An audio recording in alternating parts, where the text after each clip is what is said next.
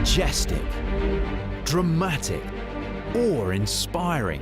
These are the bridges that are worldwide icons, as well as engineering marvels. She's beautiful. Each of them broke new ground. The first, the biggest, the longest, and the tallest. I'm Rob Bell, an engineer, and I'm on a global adventure to discover how and why these magnificent structures were built, and to learn about the sweat and the sacrifice that went into their construction. Well, hey! I'm going to take you closer than ever before. Oh, this is magnificent. Inspect them from every conceivable angle. Oh, yeah. And meet the men and women who keep them working round the clock, no matter what. Check this out. These are the world's greatest bridges. Sydney, Australia's oldest and largest city, and one of the world's most beautiful waterfronts. It's known as the Harbour City, and the very best way to arrive here has to be by boat, just as the first European settlers did some 230 years ago. Sail into the harbour and you'll pass two world-renowned structures, the Sydney Opera House and the Sydney Harbour Bridge. Rising to a height of 440 feet, it's the world's tallest steel arch bridge, connecting the northern suburbs of Sydney with the city centre. It weighs more than 39,000 tonnes, spans 1,650 feet and is 160 feet wide. It carries 8 lanes of traffic, 2 railway lines, a footpath and a dedicated cycle path. Every day, more than 200,000 cars travel across it. When it opened on the 19th of March 1932, it instantly became a world-renowned landmark. And since then, millions have passed across it, over it, and under it. Like a giant, triumphant gateway, it signals your arrival here into Australia.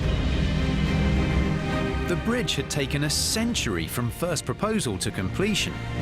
The construction itself lasted 8 years and cost £6 million. And its arrival marked a new stage in this young city's remarkable evolution. Sydney was founded in 1788 when 11 British ships landed, right about here. On board were more than 1,000 settlers, including some 850 convicts. The captain described this as, without exception, the finest harbour in the world. He named it Port Jackson. Within 4 years of the first shipload, another 4,000 convicts arrived. They were followed by the first free settlers from Britain, who travelled here to make a new life. By 1871, 200,000 people called it home. As the south side of the harbour became crowded, some began settling directly opposite. The North Shore's so close, look. You could swim to it. Yet to get there by land, you'd have to travel a good 15 miles all the way round. And in the 19th century, that journey would have taken about a day. The alternative was a ferry. The first service was started in 1816 by an enterprising ex-convict from Jamaica. Billy Blue, as he was known, plied his trade wearing an old naval officer's coat. Demand was such that he soon had a fleet of 11 boats. 60 years on, and Sydney Cove had been transformed into Circular Quay and the hub of Sydney Harbour's ever-growing ferry network. By 1904, the number of ferry passengers had increased to 19 million a year. 75 ferries were running every hour to keep up with demand. This city's greatest natural transport advantage, its harbour, had become a transport disaster. The solution, everyone knew, was a bridge between the south and the north shores. In fact, this wasn't a new idea. Throughout the 19th century, various bridge proposals had been submitted, but had all been rejected by successive governments. The designs were considered too fantastical, too unsightly, too much of a risk to shipping, or simply too expensive. But by 1900, a solution was needed urgently. So the government launched a worldwide competition to find the best design and construction plan. 30 of the top entries were put on public display here at the Queen Victoria building. Once a market, but now a smart and chic mall. But the judges deemed them all to be unsatisfactory and too lacking in detail. The only answer?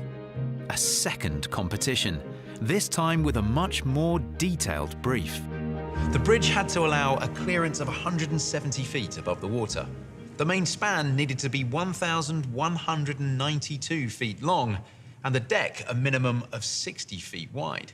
It also needed to accommodate 2 railways, 2 roadways, 2 tram tracks, and 2 footpaths. It was this submission from Norman Self that won in the end. A cantilever bridge, a design where the beams are anchored at just one end and supported by large towers. The judges advised the government that construction should start immediately and be completed within 5.5 years. But then a change of government brought the entire project to a grinding halt before it even got started. The designers were furious. Over a period of 3 years, they'd invested a huge amount of time and money into what they described as the Sydney Bridge guessing competition, and all for nothing. And much to the anger of the people, it was looking like Sydney Harbour would never get its bridge.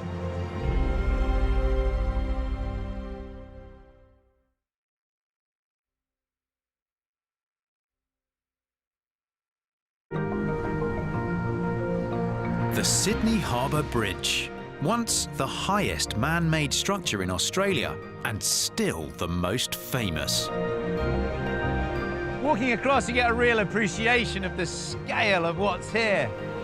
But it's not just the size, it's solidly built too. And you get a real sense of that looking up. The width of the steel plates that make up the arches, all the truss work between the arches. Not to mention the imposing granite-faced pylons at each end. It's seriously impressive. But at the beginning of the 20th century, it seemed unlikely this magnificent bridge was ever going to be built, as the project was hit by one delay after another.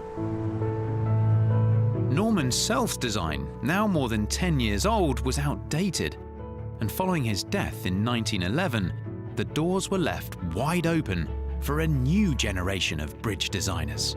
The bridge we see and admire today might not have existed if it weren't for the drive and the determination of one man, John Jacob Crewe Bradfield. And even if it had gone ahead without his involvement, it would certainly have looked very different. Bradfield began his career as a draftsman. In 1891, he joined the New South Wales Public Works Department and went to live on Sydney's North Shore. That meant travelling to work by ferry, so he understood commuters' demands for a bridge all too well. As an advising engineer on the abortive bridge design competition, he'd witnessed what a farce it had been. But in 1912, when the government took another look at building a bridge, he was determined to make it happen. After being appointed chief engineer of the Harbour Bridge and Metropolitan Railway construction, Bradfield submitted 2 designs himself. In 1913, one of these was accepted. It was a cantilever bridge, with each span built out sideways from huge piers. Steel trusses were to be used to give it strength and rigidity. Connecting Dawes Point on the south shore to Milson's Point on the north, it would carry 4 lines of railway, 2 roadways, and a footpath. Although still a cantilever design, it was far more ambitious than any past submission. The budget was agreed, the design was agreed, and the time frame was agreed. But then, the First World War broke out. The money for the project was diverted to the war effort, and once again, the bridge was cancelled. It was to take a further 8 years before the state government were once again in a position to consider Bradfield's proposal. Luckily for them, Bradfield was a patient and determined man, something his grandson Peter remembers well. I think he knew how important it was to weld the city together, to get the east and the north and the south and the west together, and the bridge was absolutely essential. He was a visionary in many senses, always extremely meticulous in everything he did. He didn't have a localised view of things, he had a national view of things. So dedicated was Bradfield that he travelled the globe to meet the world's top bridge-building companies, learning all he could about the latest construction technologies and techniques. When he returned home, he was no longer wedded to his cantilever design.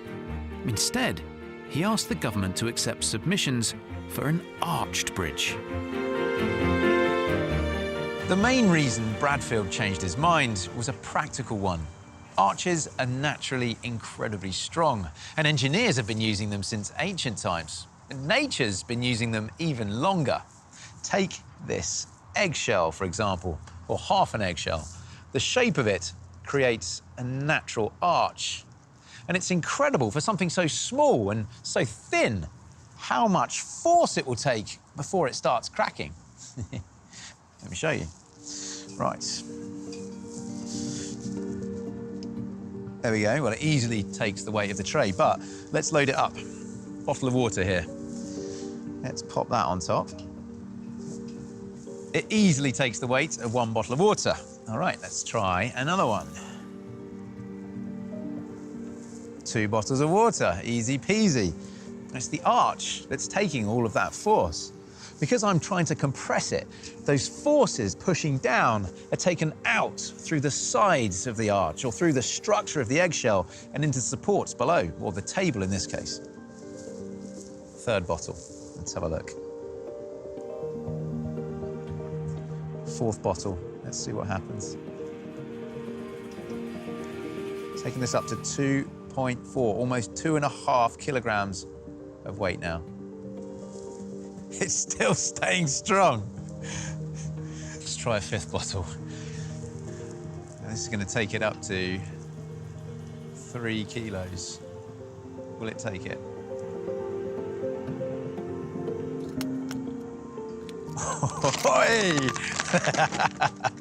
Our eggshell there took 5 bottles of water, but not quite the 6th. That's 3 kilograms of weight it could take down, and all because of that arch shape.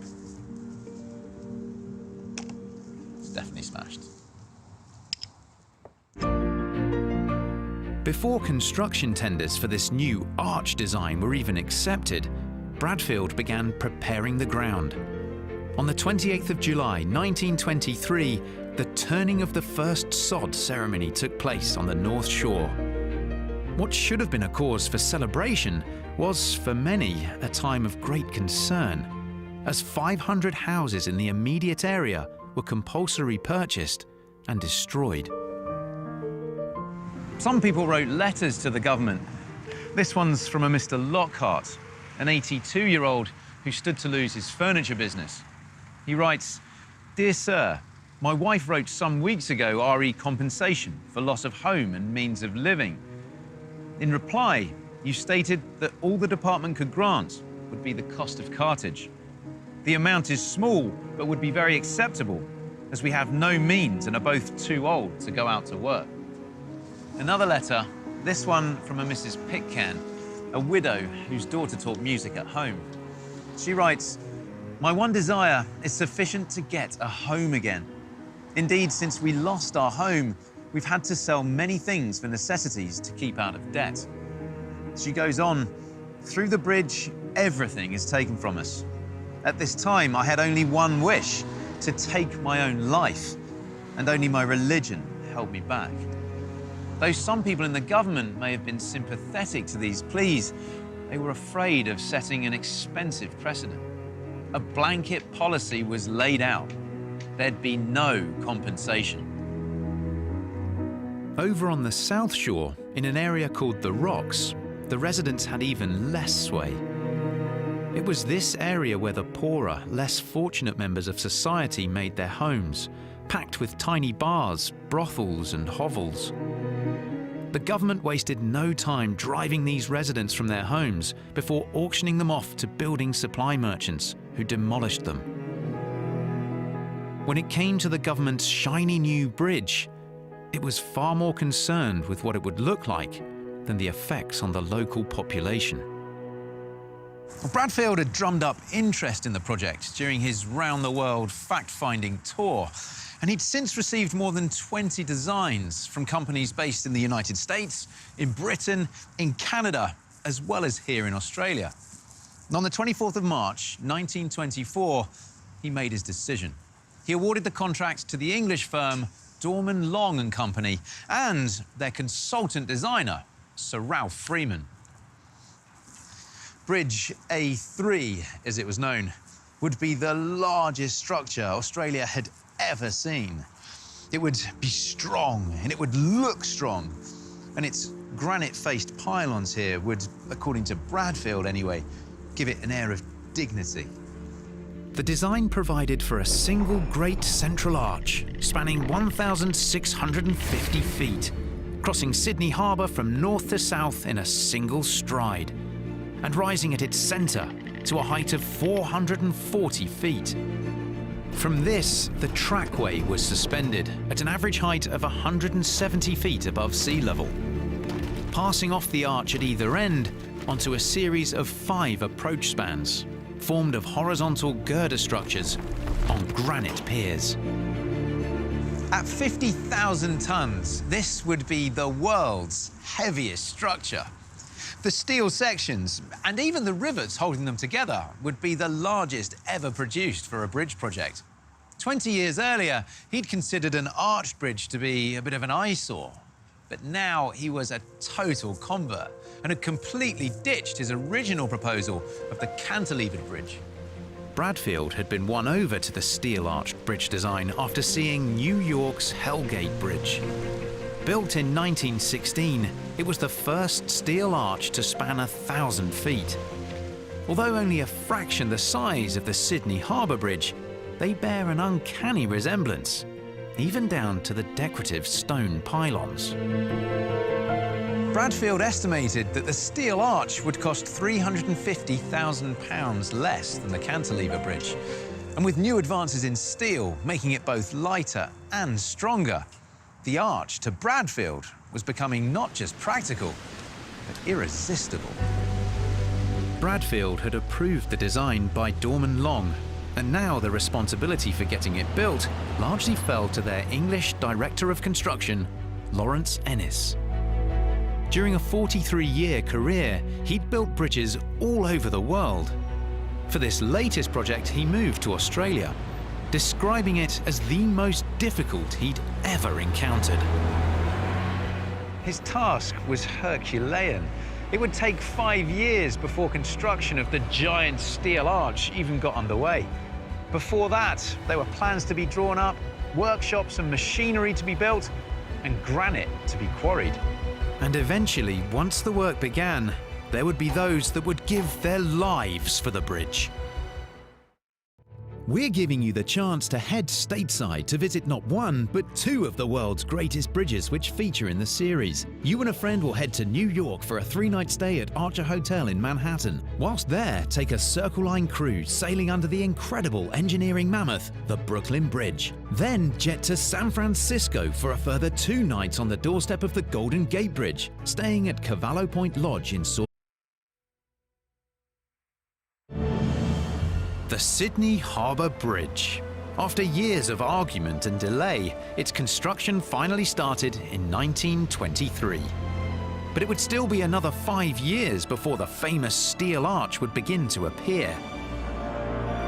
Granite was needed to encase the reinforced concrete twin-towered pylons standing either side of the arch.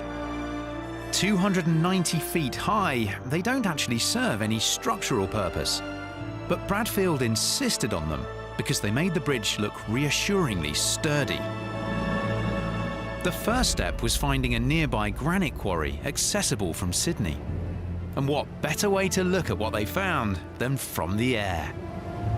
The granite itself came from just down there, at a place called Moruya, about 170 miles south of Sydney by sea.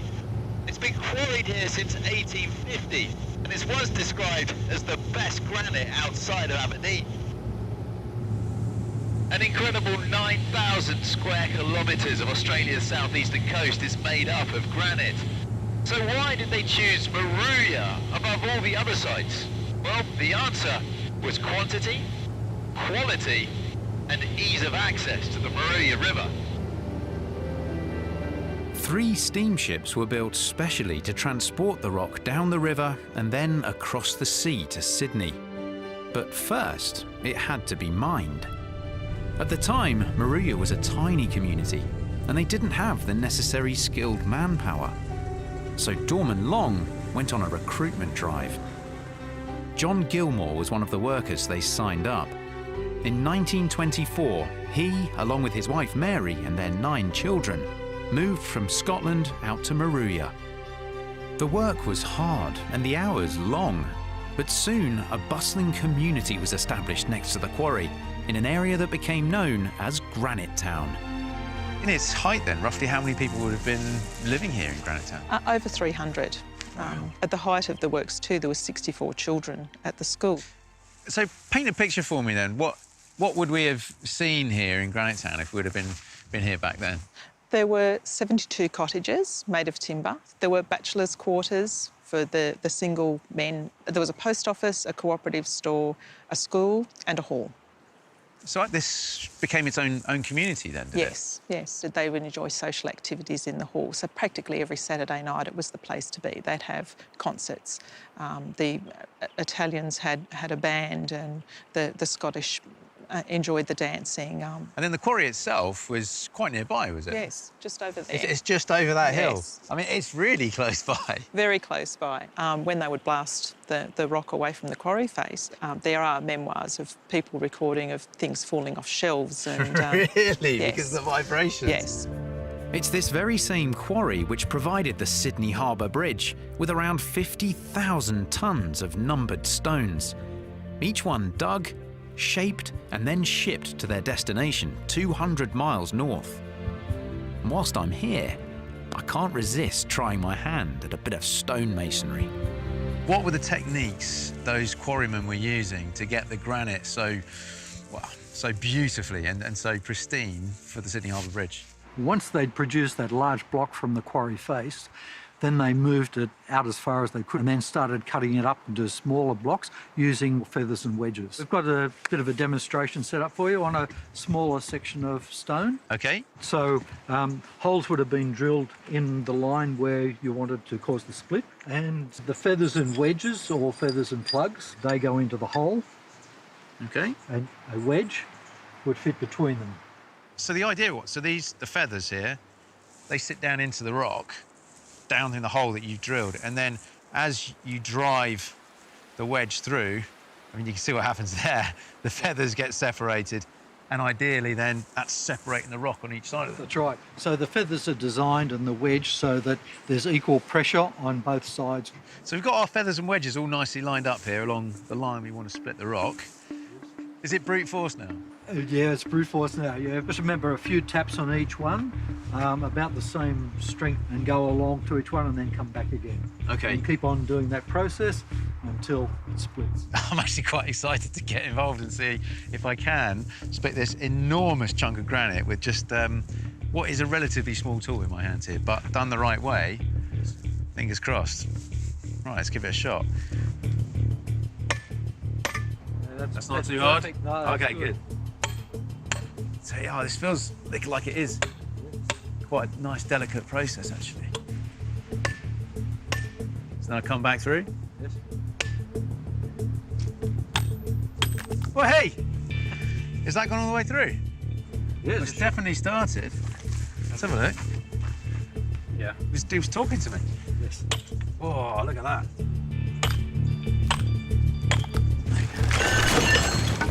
Look at that. And look at this beautiful, clean granite. So that's the finish that I imagine Bradfield looked at and said, yeah, that's the finish that I want to see on that pile. Really, it wouldn't have needed much more work than that on a nice, clean split. Yeah, if you can get it exactly right for all the bridge work. I mean, that is stunning, though. I'm so pleased with that.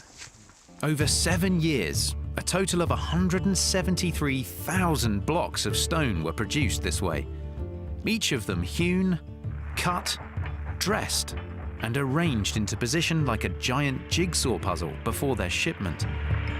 The quarry also provided the bridge builders with a further 18,000 metres of finished stone and 200,000 yards of crushed stone for use in the concrete foundations.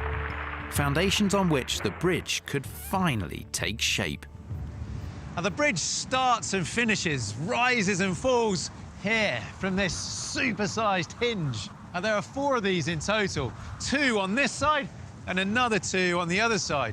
And you need the flexibility of these hinges. You couldn't have it locked down into the concrete foundation, not just because of the phenomenal winds that blow through here, but also because the way the steel expands and contracts in the Australian sun. On a really hot day here, the arch can rise an incredible 18 centimetres. Without these hinges, there'd just be too much stress on the steel, causing it to bend and buckle and eventually fail. As well as expansion, a steel bridge of this size exerts a weight of around 20,000 tonnes on each hinge.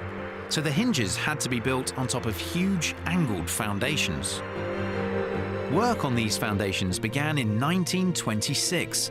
4 large holes, 39 feet deep, were dug and then filled with a special concrete mix. In order to bear the enormous load of the bridge without cracking, the concrete had to be laid in one continuous 14-hour pour. Once the foundations and hinges were in place, work could begin on these, the towers or pylons, each of them encased in the granite from Moruya. And only then could they finally begin construction of the arch across the harbour. And not before time. By 1928, this stretch of water was dangerously crowded. A few months earlier, a ferry full of schoolchildren collided with a steamship. It sank immediately and 40 people drowned. For the people of Sydney, the bridge couldn't come soon enough. But there were still big challenges ahead, not least how to support the arch as it was built across the deep waters of the harbour. The task fell to Dorman Long's consultant designer, Ralph Freeman, a long-standing expert in this field. Until the 2 ends of the arch being built from the north and south shores had extended enough to meet in the middle, Freeman needed a way to support the weight of all that steel sticking out from the land. The answer came from the famous Zambezi River arched bridge beneath Victoria Falls, which Freeman helped build in 1905. In order for the arch to be built across the deep ravine, Freeman devised a system using thick steel cables anchored in place to hold the arch up on both sides whilst it was constructed. A method he now intended to use with the Sydney Harbour Bridge. The cables ran down through these iron pipes, which are fixed into this concrete saddle, before heading down into a tunnel 40 metres deep and being pinned into the ground. Just as the foundations and hinges are critical today for the bridge to stand up, this saddle, the tunnel, and all 1,600 miles of steel cable were essential during its construction. Although the 2 sides of the arch were worked on simultaneously, the southern end was built slightly ahead of the northern end to detect any errors and help with alignment. The steel girders were hauled from barges by 2 specially built creeper cranes, each weighing 575 tons. As they put a new panel into place, they crept out onto it to put the next section in. Assembling the bridge was a mammoth task, involving some 1,400 riveters, boilermakers, steel constructors and riggers every year. The work was hard, and it was hot. it was also dangerous. There were no handrails or steps like there are today. Instead, men would climb up on the rivets, or using one of these so-called podgers, kind of pointy-end spanner that they'd jam into the rivet holes and use as hand and footholds, a bit like mountaineers. But even before the arches had left the ground, 7 men had lost their lives. The first 2 recorded deaths were at the Maruya granite quarry. The earliest was in April 1926.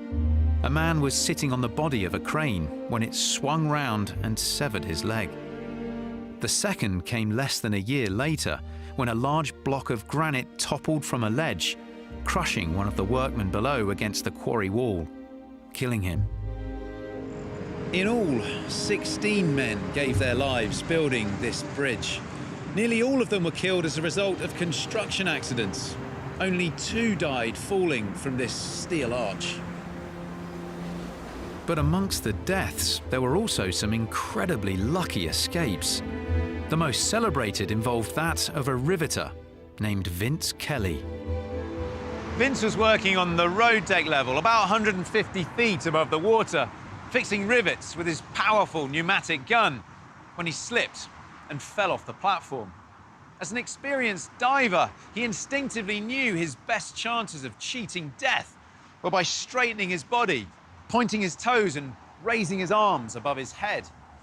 By turning himself into a kind of human spear, he'd reduce the impact as he hit the water at more than 80 miles an hour. But still, his chances of survival were less than 1 in 10. Remarkably, Vince's technique worked, and he did survive, breaking 6 ribs but otherwise none the worse when plucked from the river. For his extraordinary feat of survival, he was awarded a special commemorative gold medal.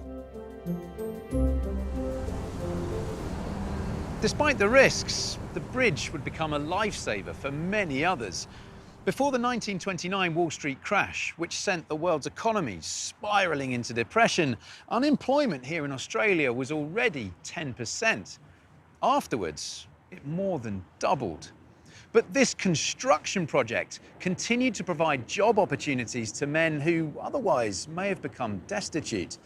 It kept on breathing life into the city. So much so, it was given the nickname, the Iron Lung. As the economy worsened, working hours were cut so more men could be employed. In such desperate times, seeing the arch gradually stretch across the harbour, the 2 sides getting closer and closer, gave Australians something to be proud of. Finally, on the 19th of August 1930, the 2 halves of the arch touched for the first time, right here in the middle of the bridge.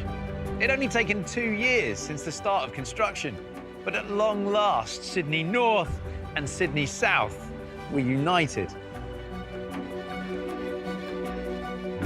Up high on the bridge, Bradfield and Freeman joined Lawrence Ennis, the man who'd overseen the day-to-day management of the construction.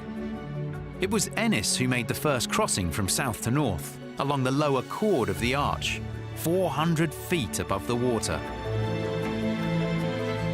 It would be another 2 years before the deck was fitted and the bridge declared open to the public. But in private, a feud was simmering between 2 of its key players, Bradfield and Freeman, which would soon explode into bitter and open warfare. Remember, there's still the chance to win that trip to the States, giving you the opportunity to admire the Brooklyn Bridge in New York and the Golden. Before the world-famous Harbour Bridge, there were 2 Sydneys. After it, there was only one, united by a monumental arch that rose above the water and the rooftops.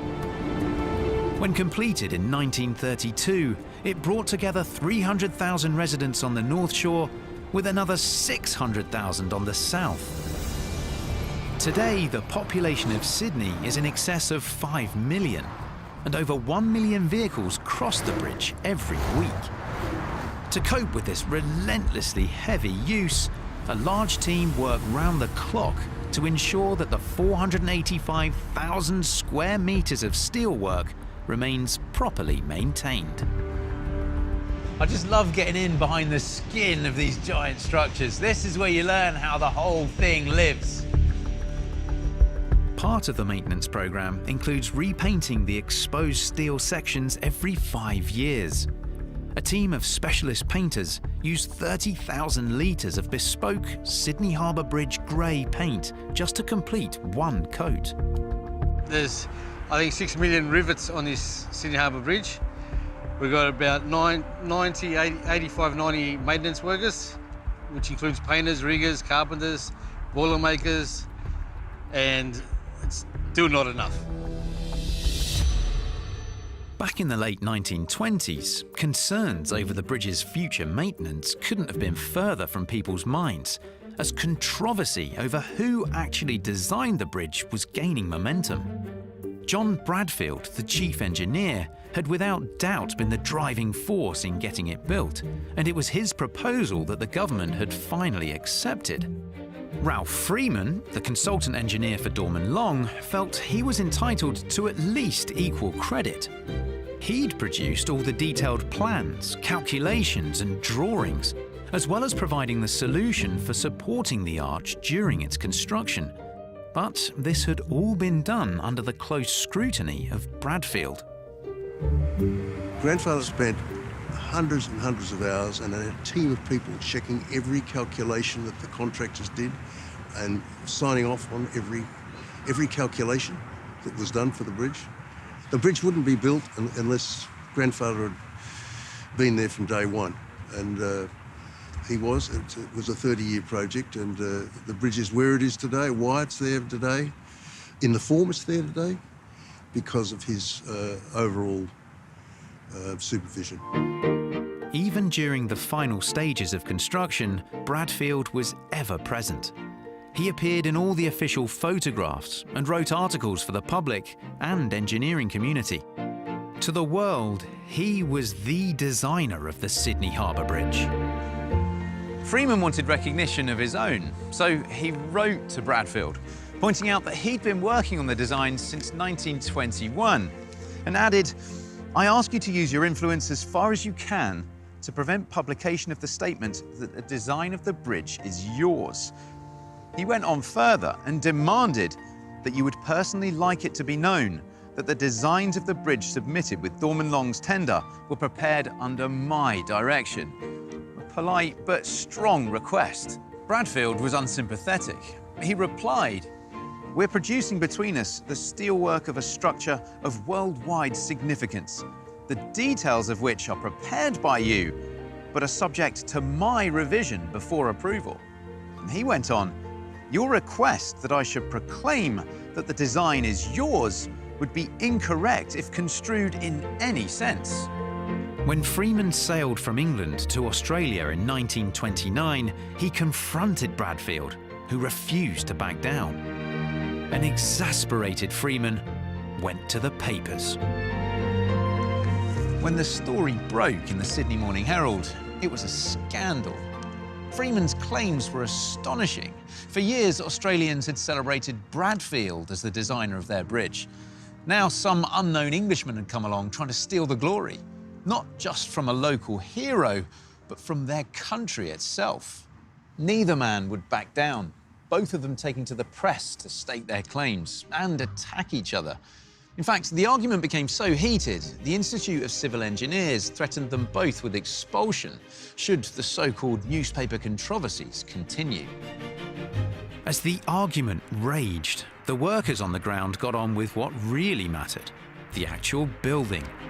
When the arch was complete, the creeper cranes worked their way back down, constructing the roadway and other parts of the bridge from the centre out. Horizontal crossbeams were attached to vertical hangers which hung from the arch above. The deck for the roadway and railway, over 3,772 feet long, was built on top of the crossbeams, with the deck itself being completed by June 1931. Rails for trains and trams were laid, and the road was surfaced using concrete topped with asphalt. Power and telephone lines and water, gas and drainage pipes were also all added to the bridge in 1931. And on the 19th of January 1932, construction came to an end. 3 weeks of testing followed, including load testing using 96 steam engines positioned end to end.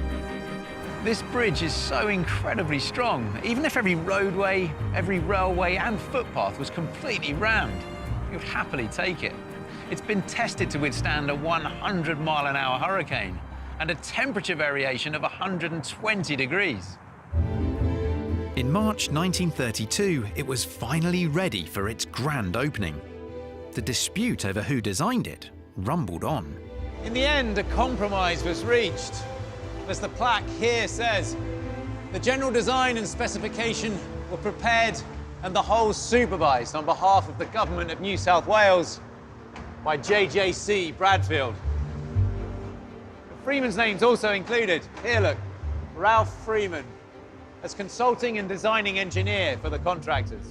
The plaque gives future generations the chance to acknowledge the hard work of both men, a point not lost on Bradfield's grandson.